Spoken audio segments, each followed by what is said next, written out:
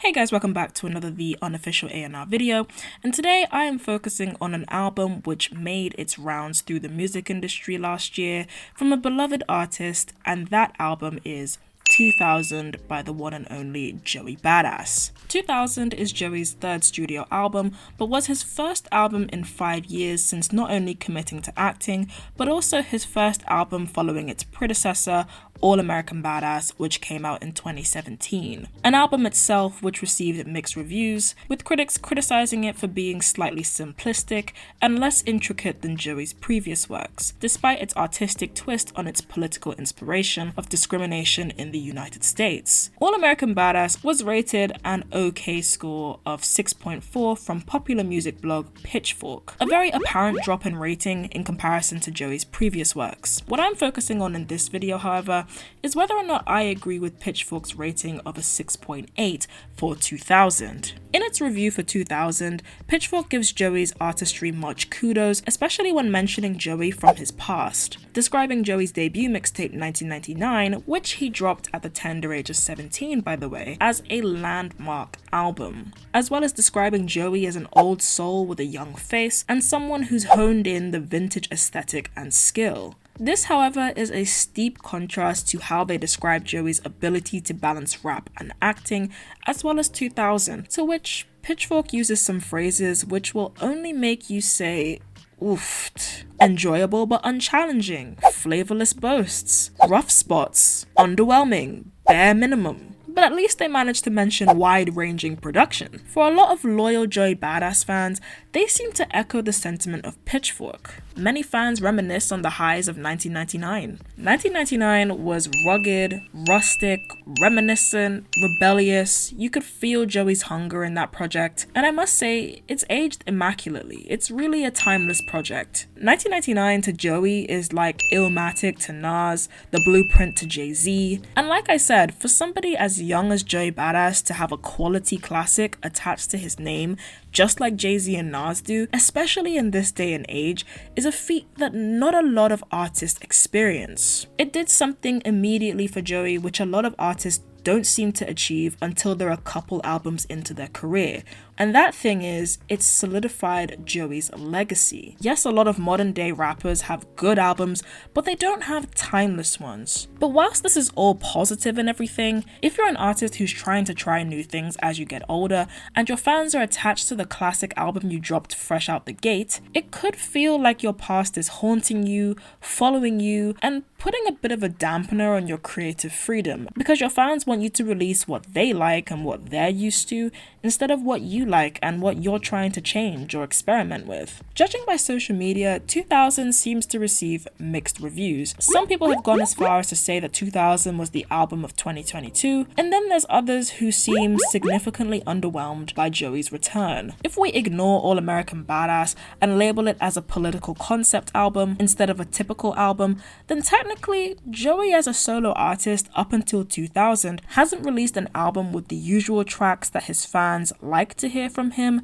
since 2015. So it might not be completely crazy to understand why his fans might be underwhelmed by 2000. Nonetheless, 2000 is Joey post-fame and riches, but there's still a heavy dash of Brooklyn flair, which still features key players who Joey frequently features with, such as Static Selector, Chuck Strangers, Kirk Knight. His flow is significantly smoother on this album, he's got a little bit more savoir-faire, he seems more certain in the type of artist that he's trying to become or is, instead of when he was 17 and following in the footsteps of his idols. This is very clear in the opening track, The Baddest, to which he very confidently maintains that he's up there as one of the best rappers in the game right now, along with J. Cole and Kendrick. Whether or not people agree or disagree with that is completely up to them. The album starts off with a lot of braggadocio, too cool for school attitude, and a lot of comfortability. Depending on how you perceive this, you could either consider this to be very stylish or very simplistic for Joey's standards. Starting off with a few high points of this album, it opens up with The Baddest. It's very mature, suave. It does set the tone for the album, which very much focuses on lifestyle. It's very similar to how a Rick Ross album might do. Make Me Feel is just Joey spraying. He's a perfect match for this beat. He's in every pocket of this instrumental. He's very confident and comfortable on this beat, evidently stating that your favorite rappers wouldn't be enough to battle him even if you combined them. Brand New 911 is one of my favorites. It's a perfect example of Joey outgrowing his environment given his fame and elevated status, and that despite Joey's physical means having changed, his block very much hasn't. Almost like a you can take the boy out the hood but not the hood out the boy situation. Zip Codes is a very savvy number. It's produced by the very talented Kirk Knight. As you get deeper into the track list towards the end of the album, the topics get slightly more serious, focusing on topics like love, death, regret, and memories. For instance, Show Me is a very nocturnal, tasteful love song, which is the complete opposite of Welcome Back, which I will get into later. It has an amazing utilization of the Man I Trust sample. Emma's chorus is haunting in a good way. I mean, that's really the only way to describe it. It's not as intricate as Joey's 2017 love song, Love Is Only a Feeling,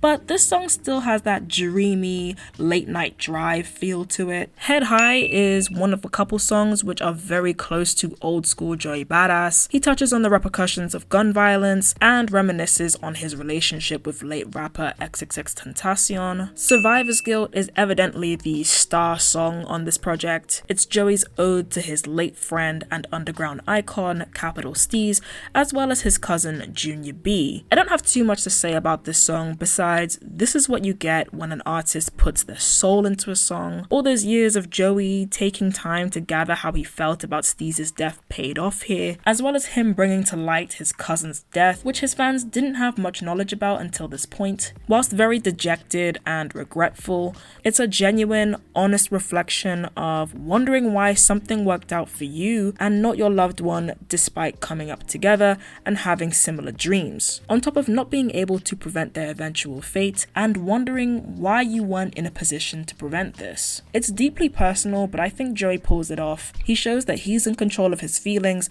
and that his feelings aren't in control of him. Now, in terms of the production, I would say that Joey and his producers have a way of making you feel like you're in the bustling cultural hub of Brooklyn on songs such as Where I Belong, Wanna Be Loved, Brand New 911, Written in the Stars, Eulogy. However, I do feel that even though the production is stellar, Joey dashes some very corny lyrics over some of them, almost like Jack Harlow would, which is weird considering Joey's lyrical ability is miles ahead of Jack Harlow. It's almost like putting a bumper sticker on a Lambo or a Ferrari or something. For instance, on Eulogy, I would have liked to have heard some more intricate lyrics from Joey, instead of lyrics like best money that you'll ever spend, I promise, best money that you'll ever spend, I promise, best money that you'll ever lend, I promise, or stay hungry like a hungry hip-hop-potamus, or like on Written in the Stars when he says priced like a teenage cock, it stays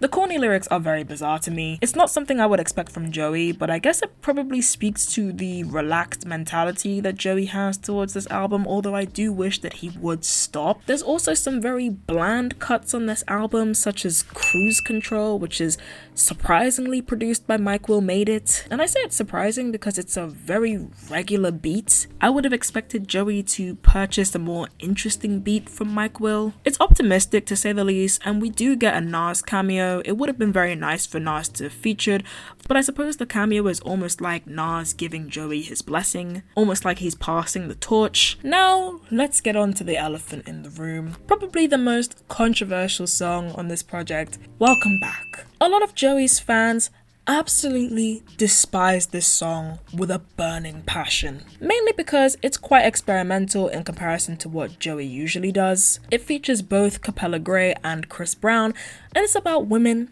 it's about sex. In fact, the whole song is about Joey flexing on this guy who found Joey's number in his girlfriend's phone and asks whether or not he had any sexual relations with that woman. It's a very typical pop rap R&B collaboration. It's very lukewarm. It's a nice song, but it's not that memorable. I definitely think Joey, Chris, and Capella could have done a better collaboration than this. The question is this song really that bad? The general objective answer is no, not at all. It's not terrible. but it's very uninspiring. But obviously, if you're a serious fan of conscious political Joey, then yes, this song is terrible. And I don't really blame people for not taking a liking to it. It's just kind of meh. But it's for the ladies nonetheless, and speaks to Joey wanting to try something new. So in retrospect, was this album as bad as some people think? And does it match the 6.8 rating that Pitchfork awarded it? In my opinion, this album was not as bad as people think, but I do agree with Pitchfork's rating. I would have rated it lowest a 6.8 and highest maybe a 7. I do think people have this attachment to Joey and what he was putting out at the age of 17, but it's clear that he's just not in this space anymore. And it's probably conflicted between doing what it is that he wants to do and doing what it is that his fans want him to do. Even though Joey has all the right ingredients to make the perfect soup, he instead makes a good soup and a side dish, which is not exactly what his consumers were expecting. Joey still has very good production, flow, cadence, lyrics, but some songs feel like they could have done with a bit more ambition in terms of quality of lyrics and subject matter. He saved a lot of his best efforts towards the end of the album, but it does show that he still very much has it. He's just kind of chilling right now. I do think that in the context of Joey's discography,